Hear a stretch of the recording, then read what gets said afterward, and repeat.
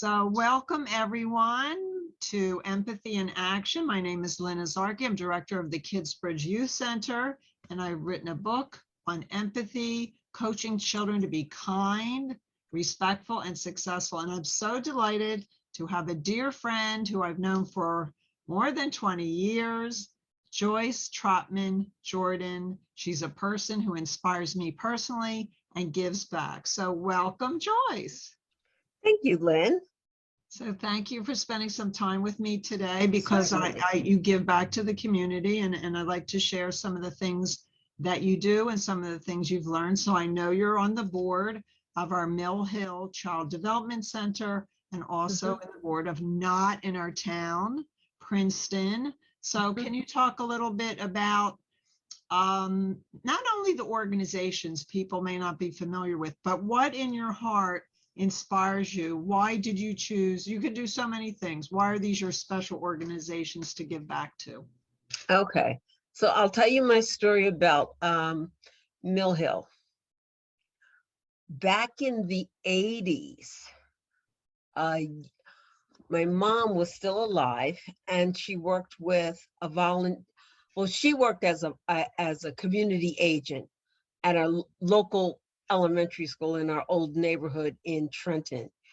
And there was a woman there, I believe her name was Dorothy Smith, and she was helping the children with reading and doing some diagnostic work. And Miss Dorothy, as I refer to her, was on the board at Mill Hill. So she said to my mother, you know, Mill Hill needs to have more representation of women of color on the board. This is in like 1984. Wonderful. And my mother said, no problem, my daughter will be on the board. I love it. So she shared this with me, and I said, okay, Ma, I'll check it out. So I took my resume, and there is a board member who's also an attorney at Stark & Stark, Alan Silk, who's still there. I know Alan. See, small worlds work together. So Alan interviewed me and said, yes, you're a candidate. So I want to, and I've been sitting on that board since the 80s, which I love, though. Mill Hill has done wonderful things with the young people in Trenton. Not only the young children, but there's also a teen component and a behavioral health clinic now. Right. So as a result of, all of the, and it's a working board. So I enjoy that as a service to the city of Trenton very much. And the board is fantastic. So that's one way that I give back into Trenton, is to helping the children and the families that are serviced by Mill Hill. Wonderful. And Not in Our Town, Princeton? Oh my goodness, that's my heart also, because it's social justice and monthly conversations on racism. So when we can have those kinds of open dialogue out of love, because you can't do race relations without love. So you've got to have love. You've got to have a loving heart in order to talk about difficult conversations. So we meet monthly. Well, the board meets a couple of times a month, well, maybe every other month, but we have monthly conversations on race and white privilege. So, and that work is done also, all from the heart, in order to make our world a better place. So we've got the extremes. We've got very affluent Princeton area, Trenton, and we're working to try and bridge these two worlds together too, and making our whole world a better place. So you're really leading us into empathy. So empathy can be defined as walking in other shoes. Let's take them one at a time. Not in Our Town, Princeton. You're working on being anti-racist, working on diversity appreciation. How does empathy inform the work you do at Not in Our Town? How would empathy? You know, Lynn, I humbly kind of express myself as being a person who can kind of build bridges. So again, let me take you back to one of my college professors. Initially, when I was in undergraduate school, I was your stereotypical tagline, angry Black woman. Once I realized that I had a history and a culture that had never really been taught to me in public school, and my poor parents had no idea, they just had lived experiences. Right. I was angry, and I had a college professor say, baby, don't be angry. You know what you do? You learn everything you can about yourself, your culture, your history, and then you go build bridges. And Beautiful. she said that, and I was like, really? And she said, yeah, because that's what we have to do. And Yes. so that's empathetic work. I mean, I understand, how white Americans have grown up in America with the mythology that, this is a great nation and country, but we also have a history that we have chosen not to confront or address. So we need Which to do, we're and it's got to beginning be to done work again on. out of love. Right. Yeah. So what I hear you saying is self-empathy, self-compassion. Before you could, Joyce, give back to others and walk in other shoes, you need to take care of yourself first. That's Yeah. really self-compassion. Who is Joyce? Take care of yourself. And then the anger, I think, releases when you decide, okay, now I'm going to pivot to care about others, to help others, Black, brown, any diversity, any color, shape, ethnic origin. And then to take action, which we'll talk about later. So then the children in Mill Hill, I don't know, I assume you're not in their neighborhood. Why do you care about these Oh children my goodness. and these educators? You're empathetic to people who are not in your neighborhood. Tell me why this empathy and this empathic action resonates with you. Because they're still my children. They may not be in my neighborhood, but they're still my children. They're little teeny tiny human beings who have a future who have a future if we give them opportunity. Mill Hill is all about opportunities for children and families. And that's why I still support that organization. It's only about creating opportunities. And if we can do that, then our kids can begin to soar. I just mentioned that it's important that we build bridges as adults. And then I look over on your wall and then I see kids' bridges. So Bridge, right. we gotta make that connection. That's right. We all have something to offer. And so if we can nurture our children to be kind, caring little people that grow into kind, caring adults, then we'll have a better place and our environment too.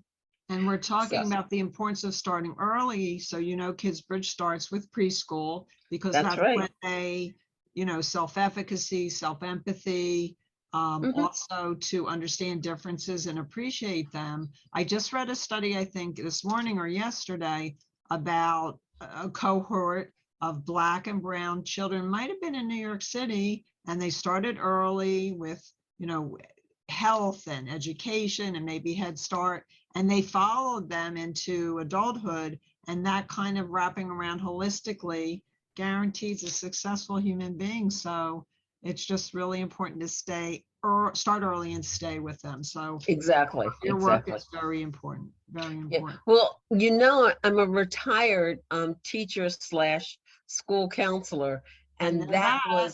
that was our big push. Was Yeah, all about empathy and caring. right. Um, yeah. Right, So which they may or may not be getting from home. So the teachers developing that empathy quotient with the teachers administrators. And I know, as I've been there many times, Kidsbridge has taught mhm, the early childhood teachers and the children there. And it's just a warm, welcoming place. I love going there. right. It's really That's a important. wonderful community. Yeah, So for that's the people important. who are listening and they hear the things you're doing, and some people are empathetic, but they might be stuck at giving back. Like, could you advise them how does empathy translate into empathic action? The name of our show is Empathy in Action. So we want to inspire other people. You can't save the world. Mother Teresa said, if you can't feed 100 people, then just feed one. So how can people out there listening to us today just do one thing? Like, how do they get started? Technology, the good side of technology is everybody has a website. So I encourage people to go on to millhill.org and to look at their site, as well as niotprinceton.org, to look at what we're doing. And, look at some of the tapes, look at the children at Mill Hill, look at some of the presentations that we've done in Princeton with race relations and talking about difficult conversations.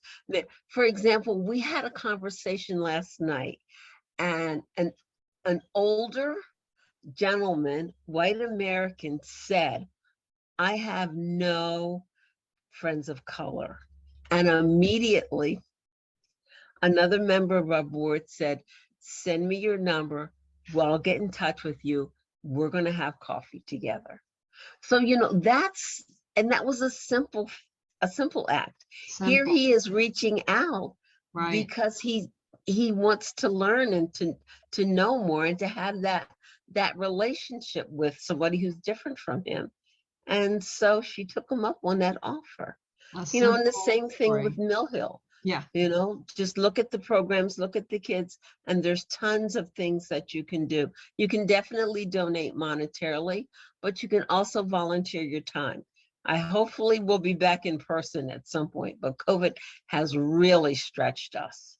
it And the has. behavioral health clinic at Mill Hill, I can't begin to tell you there's thousands of family sessions that have taken place via Zoom, and online. So the therapists there are helping families remain Wonderful. together, and Yeah, work through emotional this issues. is, so Kidsbridge, of course, we serve right now mostly Trenton, and as you know, the statistics, stress, anxiety, and trauma. And so two things. Number one, the masks. So Yep. behind the masks, how are you learning your social emotional skills? That's challenging. And then the Hmm. phones, they're just too much phones to start Hmm. with, right? And now phone usage, cell usage in the last 2 years has increased. So as you probably know, because I know you know this stuff as a teacher educator, um, too much cell phone usage creates stress and Hmm. anxiety, and then kids have to maintain two personas. There's the one face to face, I'm looking at you, you and I, we're Right. talking face to face, but then they have to create a fake alter ego on the phone, which is successful and wonderful and Right. lots of friends. And so these kids now are somewhat schizophrenic, and then with COVID made this worse. So I wonder if you have any coaching advice for parents, grandparents, caregivers to, walk in the shoes of these kids who may not even know what's going on. How can we advise them in these hopefully post-COVID days? Do you have some advice for Yeah. Yeah. listening? As you were speaking, I was just thinking, if you're a single mom, or you've got teenagers and you're working, you know, it's kind of difficult to, have the kids, put their phones down, and that's their means of communication, and that's their only kind of connectivity, in a way, um, during COVID, during the shutdown, Right, but during COVID. But one thing I think parents can do is, if you can arrange just one activity that you're face to face with your own children, and have a conversation about their day without their phones. And you have to put your phone down too, mom and or right. Role dad, modeling is auntie. important. So modeling, so put the phone down and have a Right. face-to-face conversation with young people that live in your house to begin with. And if you're going to have a meal together, that's even better. And everyone go around. And I always like to do that activity of, tell me one good thing that happened to you today. Try to keep it on the positive, That's as nice. opposed to something bad or That's negative. nice.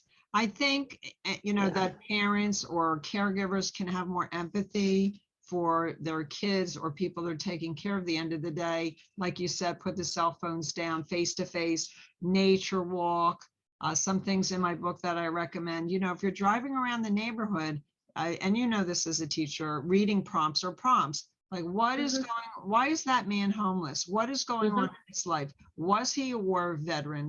Why is he in line for food? That you can use a time in the car or a nature walk to prompt conversations that teach your children to care about others and to think about others, not like just look at that poor homeless man, but like, what is his story? What is his life?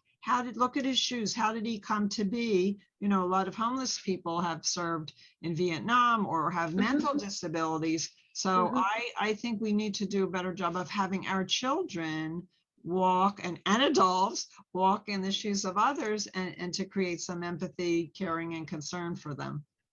You just brought up something. I was a counselor in a fairly affluent school district, and I remember I did a read aloud with the children about actually someone being homeless. And I can distinctly remember one child, she was so emotionally upset about that. She went home and told her mother about the book that I read, and they both came in and said, what can we do to help someone else this poor child was like, she was devastated that there were actually people who didn't have houses. And Lynn, we're talking about maybe a second grader. So she was like 7 or 8 years old. She wanted to do something to help someone else.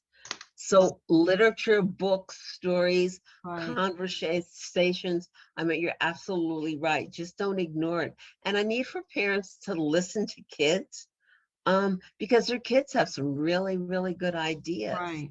And if there's anything that they can do, right, you're active listening, affirming, being in the present, not the past and the future. One new thing I learned was the nod, like, yes, I'm here, right? Yes, I'm listening to you. I forget the person who created that, but that kind of affirming thing. I want to back up to literature a little bit because you've been in the schools and the read alouds, but a tip that I have in my book is,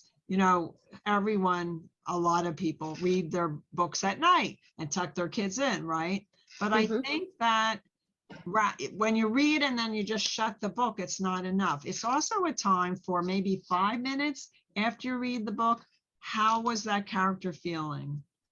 Why did that woman make that reading prompts, right? Why did the woman make that decision? If that was you, would you have made a different decision so that kids are walking in the shoes of the characters? I feel, correct me if I'm wrong, it's not enough just to read the book. Engage in one of them, to engage in some conversation. Yeah, right. And you do, and if you can, you just need to, talk with your children and even though it may seem scary, but, just expose them to that. Some people live differently than the rest of us. It's not good. It's not bad. It's just different. Right. But and if there's something, yeah, go ahead. I was going to say, but if there's something we can do to help another person, then that's the thing that we should do, is to help that other person. You touched on this, and I want to circle back this too. A child who was inspired to do something and make a difference. So parents and families should encourage that. So something I recommend to people listening, kid heroes. We have a plethora of adult heroes, and it's not as easy to find online as you would think. But kids around the world who see a problem, see a need, a coat drive, or water or food, or like, let's take Ukraine, for example. So Ukraine is being devastated, but we still have millions of refugees in China, like, Africa, all over the world. So I think that empathy and action, that again, one small piece, that with your child, you can't solve the problems all over the world, but to empower your child to do one thing or one small thing, or maybe present to their class that your child will have others to follow you, that we're modeling at a younger age empathic action, right? Right. That's excellent. I know. A day of kindness. Talk about that. Well, wait, this was actually a news segment on Mondays on CBS News, where I think his name is Steve Hartman and his two children do a day of kindness, and Wow. they find other children who are around the, around the world, around the United States, who are also doing some sort of intentional action of kindness. I love that. Intentional act of So kindness. his daughter Merle, I think is her name, describes what it is, and then their son, who is at the dictionary, will give a description of what exactly empathy is. So, and then they usually have a news clip of another child doing one of those actions. It's great. What show is this? Because I have to This watch is, this. oh yeah, CBS News on Okay. channel, And nightly for me, news? it's channel 3. Yeah, I think it's every Monday. Yeah, because I've heard of Steve Hartman, so bless him. And then he has, again, role modeling and having the children And accomplish he has his 2 intentional children. acts of kindness. I haven't heard Intentional that acts of before. kindness. Yeah. Yeah. So let's pivot to teachers. So COVID, the past 2 years, forgive me, testing, that we don't respect teachers. I think you would agree, as much as we should, and just draining out the creativity. I think we need to regale and celebrate teachers, especially the past 2 years. We need to have more empathy for teachers and support them. Can you Definitely. talk about that a little bit? Yeah, we definitely need, be kind to your teachers. They are, I can't believe it. I can kind of remember back. I retired pre-COVID, but I remember one of my former colleagues writing that his lesson plans for third grade consisted of in-person teaching, hybrid teaching, and teaching virtual. So he described it as, Oh my. you're having a sit-down dinner, a barbecue, and just a regular family meal, Great all at the analogy. same time. Yeah.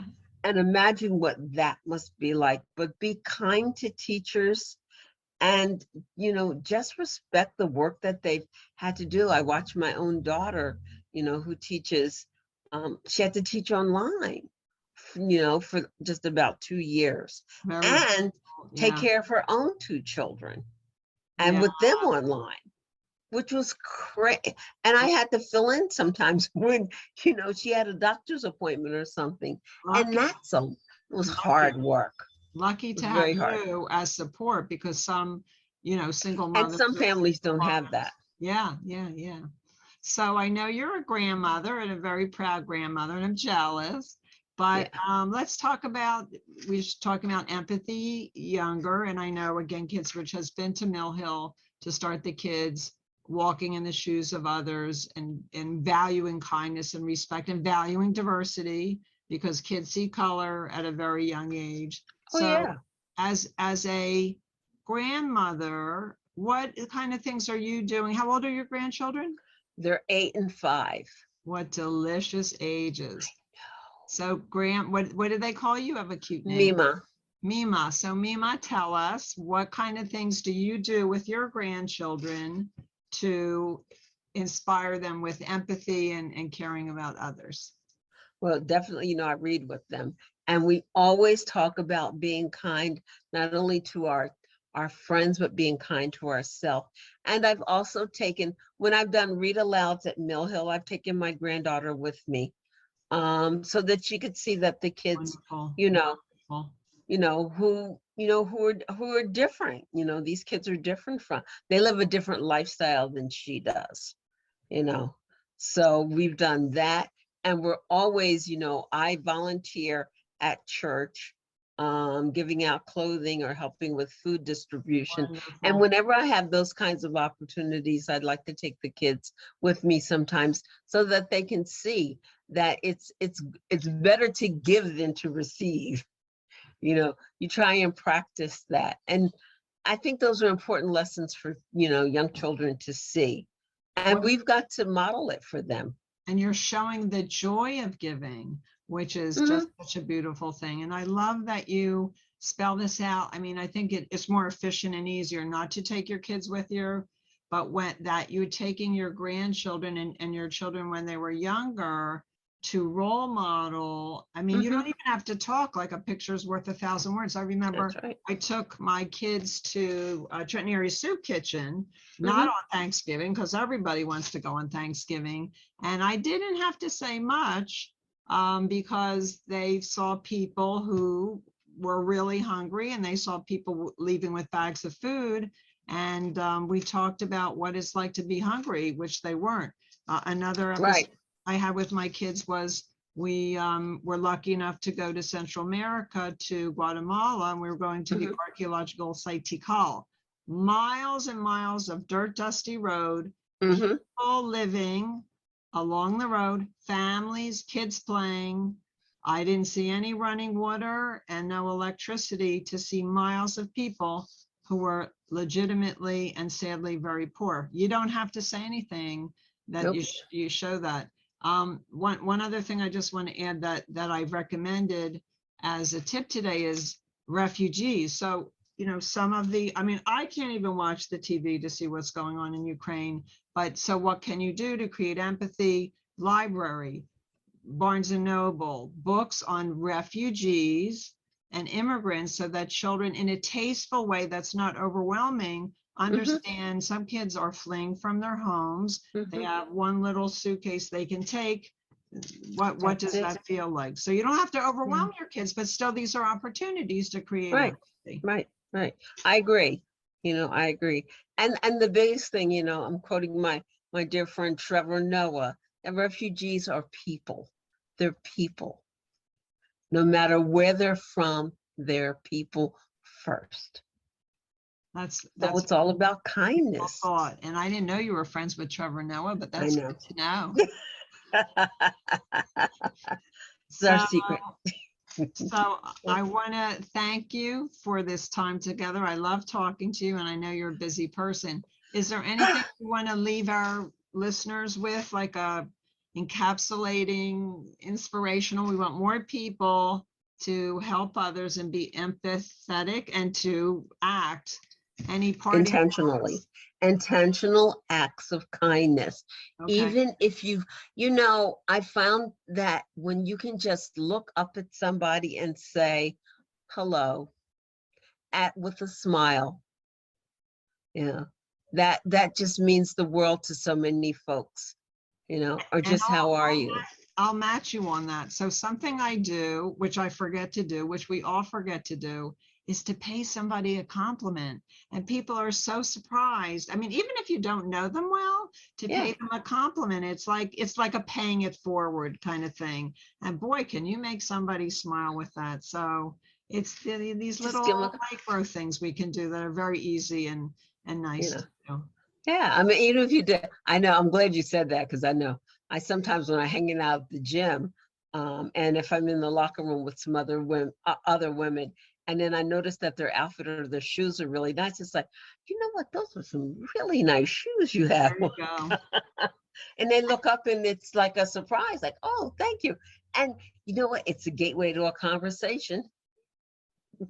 Absolutely. So, And there you go, opening a new door. mhm, So we're mhm. going to sign off now. Thanks again. Oh, anytime. Okay. So thank you. You've always been an inspiration, and I know you're Uh, inspiring others. So I Thank you, will Lynn. let you know when you can watch this. So this is Lynn Azarki signing off. This is Empathy in Action, coaching children and adults to be kind, respectful, and successful. All of us can do more, do little things, as we learned from Joyce today. Use your passion, have your kids follow you around, and learn how to give back and pay it forward. Thanks for tuning in today, and we'll see you next time. This is Lynn Azarki. Pay it forward. Bye-bye.